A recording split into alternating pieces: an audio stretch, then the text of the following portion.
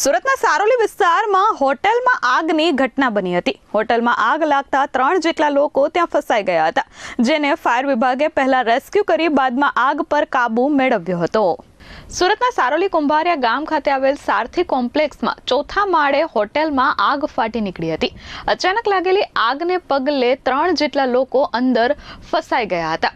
104 નંબરના રૂમમાં અચાનક આગ ફાટી નીકળી હતી। હોટલમાં વેન્ટિલેશન ન હોવાથી આખી હોટલમાં આગનો ધુમાડો ભરાઈ ગયો હતો અને ગાદલા અને લાકડાના ફર્નિચરના કારણે આગે વિકરાળ સ્વરૂપ ધારણ કર્યું હતું। હોટલમાં રહેલા 3 જેટલા લોકો જે ફસાઈ ગયા હતા તેમને ફાયરે તાત્કાલિક રેસ્ક્યુ કર્યા હતા અને આગ પર કાબુ મેળવ્યો હતો। કયા કારણોસર આગ લાગી તે જાણી શકાયું નથી, પરંતુ ફાયરના જવાનોએ ઓક્સિજન માસ્ક પહેરી પહેલા ફસાયેલા લોકોનું રેસ્ક્યુ કર્યું હતું અને ત્યારબાદ આગ પર કાબુ મેળવ્યો હતો। સદનસીબે આ ઘટનામાં કોઈ જાનહાનિ થઈ નથી।